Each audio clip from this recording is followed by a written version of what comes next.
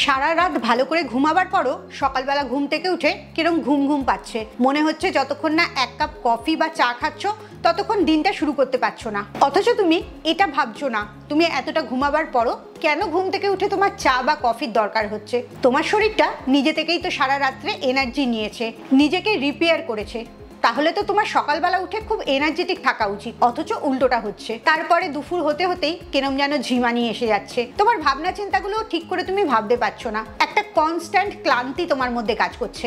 আসলে এই সিমটমটা তোমার শরীর তোমাকে কিছু বলতে চাইছে, তোমার শরীরের মধ্যে কিছু অনিয়ম চলছে, কোনো পুষ্টির ঘাটতিও হতে পারে। তুমি লাস্ট কবে ব্লাড টেস্ট করেছো? মনে আছে কি কি টেস্ট করেছিলে, সেখানে কি রিপোর্ট এসেছিল? আজকে ভিডিও থেকে জানতে পারবে এই সমস্ত ক্লান্ত লাগার কারণ এবং তুমি সেখান থেকে কি করে নিজেকে ঠিক করতে পারবে। তাই তোমার যদি এই ক্লান্তি ভাবটা থাকে, আজকের ভিডিওটা খুব মন দিয়ে দেখো এবং যে কারণগুলো আর তার সমাধানগুলো বলবো সেগুলো অবশ্যই মেনে চলবে। Welcome to good life with Sukanya. আমি লাইফস্টাইল কারেকশন কোচ। আমার পার্সোনাল গাইডেন্সে তুমি যদি ওজন কমাতে চাও, সুস্থ থাকতে চাও, তাহলে এক্ষুনি আমার 2 ঘন্টার অনলাইন সেশন বুক করো। সেশন বুক করার জন্য নিচের নাম্বারে LCW লিখে হোয়াটসঅ্যাপ করো।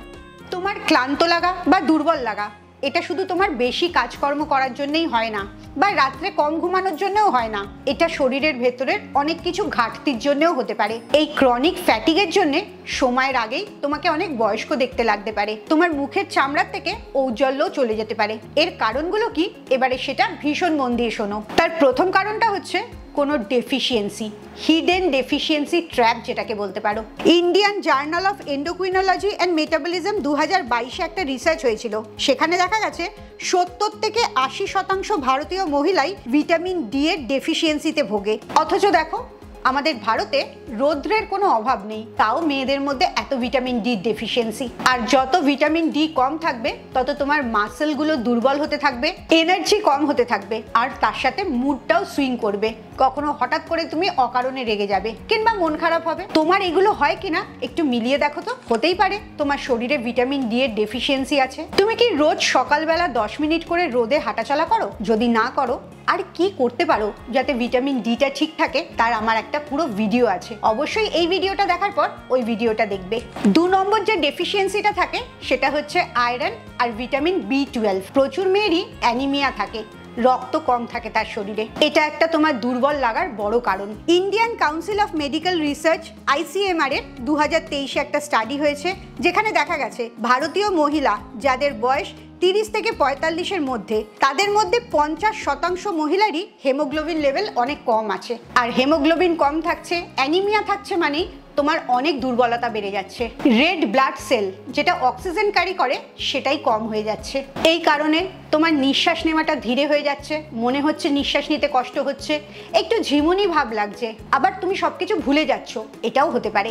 তবে শুধুমাত্র আয়রন আর ভিটামিন B12 এর ডেফিসিয়েন্সি না, পুষ্টিগুণ ছাড়াও আরো অনেক কারণে এটা হতে পারে।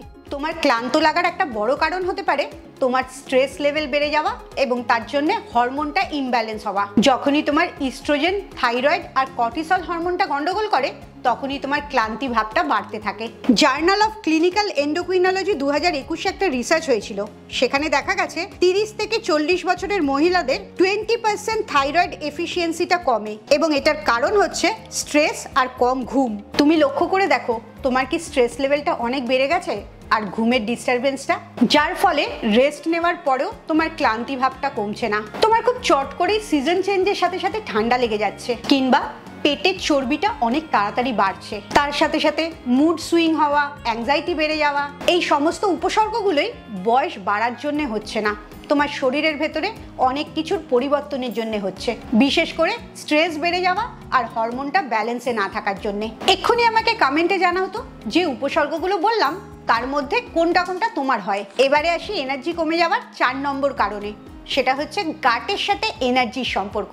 নেচার মাইক্রোবায়োলজি 2022-এ একটা রিসার্চ হয়েছিল, সেখানে দেখা গেছে তোমার গাটে যদি খারাপ ব্যাকটেরিয়া বেড়ে যায় তাহলে সেটা ডাইরেক্টলি তোমার শরীর যে খাবারের থেকে এনার্জি নেয় সেটার সাথে এফেক্টেড হয়। তুমি যদি লক্ষ্য করে দেখো তোমার গ্যাস, অ্যাসিডিটি, ব্লটিং এগুলো বেড়ে যাচ্ছে, তার মানে বুঝবে গাট ব্যাকটেরিয়া খারাপ হওয়ার জন্য খাবারের থেকে শরীর ঠিক করে পুষ্টিটা নিতে পারছে না, হজমটা গন্ডগোল করছে। আর এর কারণে তোমার কোষগুলো প্রায় না খেয়ে আছে, তার জন্য সেগুলো দুর্বল অনুভব করছে। এটা যদি তোমার উপসর্গ হয় তাহলে অবশ্যই নিয়মিত প্রোবায়োটিক খাবে। সবচেয়ে ভালো সহজে অ্যাভেলেবেল প্রোবায়োটিক হচ্ছে সাদা দই কিংবা পান্তা ভাত। এছাড়াও আরো অনেক ধরনের প্রোবায়োটিক আছে। অবশ্যই আমার ওই ভিডিওটা দেখবে যেখানে আমি বলেছি ব্রেকফাস্টে তুমি কি ভালো প্রোবায়োটিক খেতে পারো। প্রোবায়োটিক যখন তোমার শরীর ভালো পাচ্ছে, গাট ব্যাকটেরিয়াগুলো ভালো হচ্ছে, তখন তোমার অটোমেটিক্যালি একই খাবার খাওয়ার পরও এনার্জি অনেক বেড়ে যাবে, তুমি অনেক সুস্থ অনুভব করবে। এতক্ষণ তো সব সমস্যাগুলোর কারণ বললাম, এবারে সমাধানগুলো বলবো, তাই এই জায়গাটা আরো মন দিয়ে শোনো। প্রথম যেটা করবে, নিজের ব্লাডটা টেস্ট করবে। সেখান থেকে জানতে পারবে ভিটামিন ডি, B12, আয়রন এগুলোর মাত্রা কিরকম আছে। থাইরয়েড টেস্ট থেকে জানতে পারবে থাইরয়েড গ্ল্যান্ডটা ঠিক করে কাজ করছে কিনা। আর সুগার টেস্ট করে জানতে পারবে তোমার ফাস্টিং সুগার ঠিক আছে কিনা, পিপি সুগার ঠিক আছে কিনা, এবং HbA1c সেটা হচ্ছে কোষের সুগারটা ঠিক আছে কিনা। এই ব্লাড টেস্টগুলো থেকে তুমি নিশ্চিন্ত হতে পারবে আসলে তোমার শরীরের ভেতরের অবস্থাটা কি আছে। 2 নম্বর সমাধান হচ্ছে খাবারের দিকে এবারে লক্ষ্য করতে হবে। যে খাবারগুলোতে আয়রন বেশি আছে, যেমন বিটরুট, পালং শাক, গুড়, তিল বা নানা রকম ডাল, সেগুলো অবশ্যই নিজের রোজকার খাবারে রাখবে। যেগুলোতে B12 বেশি আছে, যেমন ডিম, পনির, দই, এগুলো বেশি করে খাবে। প্রত্যেকটা খাবারের মধ্যে যেন প্রোটিন থাকে। প্রোটিনের ঘাটতিটাও তোমার দুর্বল হওয়ার একটা বড় কারণ। আর অবশ্যই ভিটামিন সি যেন থাকে, একটু টক আছে, ভিটামিন সি ভালো আছে, এরকম খাবার খাবে। আমার আমলকির একটা ভিডিও আছে, এই ভিডিওটার পরে সেটা অবশ্যই দেখবে, কারণ আমলকি একটা খুব ভালো সোর্স অফ ভিটামিন সি। 3 নম্বর যেটা করবে সেটা হচ্ছে গাট আর লিভারটাকে পরিষ্কার রাখবে, কারণ গাট আর লিভার যদি তোমার ঠিক না থাকে তাহলে তুমি কখনোই সুস্থ থাকতে পারবে না। এই দুটোকে ঠিক রাখার জন্য প্রসেসড খাবার একদম বন্ধ করে দেবে। প্রাকৃতিক খাবার বেশি করে খাবে, শাকসবজি বেশি খাবে, প্রোবায়োটিক খাবে, আর সারাদিন অল্প অল্প করে জল খেতে থাকবে। সেই জলের মধ্যে কোনো একটা মশলাও দিতে পারো, আবার কয়েক ফোঁটা লেবুর রসও দিয়ে দিতে পারো, কারণ লেবু জলটা তোমার লিভারটাকে খুব ভালো ডিটক্স করতে পারে। এই অভ্যেসটা শুরু করে দেখো, কয়েকদিনের মধ্যেই তোমার এনার্জি লেভেলটা আবার বাড়তে শুরু করেছে। এবারে আসি 4 নম্বর সলিউশন, ভীষণ দরকারি এবং তুমি ভীষণ অবহেলা করো, সেটা হচ্ছে মেন্টাল স্ট্রেস আর ঘুম। হার্ভার্ড মেডিকেল স্কুলে 2020-তে একটা স্টাডি হয়েছে, সেখানে দেখা গেছে যে মহিলারা 6 ঘন্টা ঘুমায় তাদের তুলনায় যে মহিলারা 7 থেকে 8 ঘন্টা ঘুমায় তাদের 25% বেশি এনার্জি থাকে, মেটাবলিজমটা ভালো থাকে। তাহলে বুঝতেই পারছো তোমার ঘুমটাই আসল একটা কারণ হতে পারে তোমার দুর্বল লাগার জন্য। ঘুম যত ভালো হবে অটোমেটিক্যালি দেখবে মেন্টাল স্ট্রেসটাও তত কমতে থাকছে। তাছাড়াও মেন্টাল স্ট্রেস কমানোর জন্য তুমি মেডিটেশন করতে পারো, জার্নালিং করতে পারো, ডিপ ব্রিদিং করতে পারো, আর অবশ্যই আমার গ্র্যাটিটিউড প্র্যাকটিস কোর্স জয়েন করতে পারো।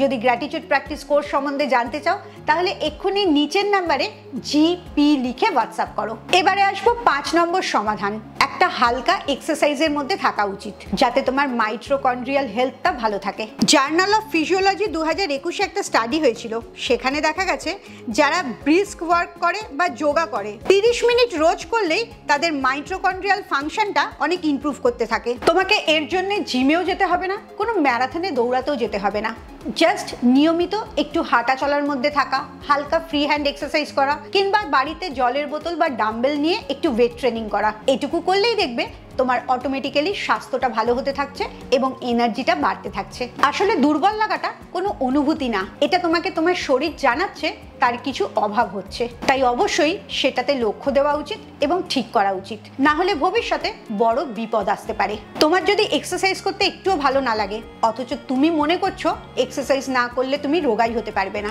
এই দুটো ভুল ধারণার থেকে যদি বেরোতে চাও তাহলে আমার পরের ভিডিওটার জন্য অপেক্ষা করো। পরের ভিডিওতে আমি একটা মাত্র জিনিস করতে বলবো আর তার রেজাল্টে তোমার খুব সুন্দর পেটের চর্বিটা কমতে থাকবে। না কোনো এক্সারসাইজ করতে হবে, না কোনো জিমে যেতে হবে, জাস্ট একটা অভ্যাস তৈরি করবে। কি অভ্যাস তৈরি করবে, তাতে কি উপকার হবে, আর সেই অভ্যাসটা কিভাবেই বা তৈরি করবে, এই সব প্রশ্নের উত্তরগুলো পেতে আমার পরের ভিডিওটার জন্য অপেক্ষা করো। খুব ভালো থাকো, মানসিক আর শারীরিকভাবে একদম সুস্থ থাকো। আবার পরের ভিডিওতে তোমাদের সাথে দেখা হচ্ছে।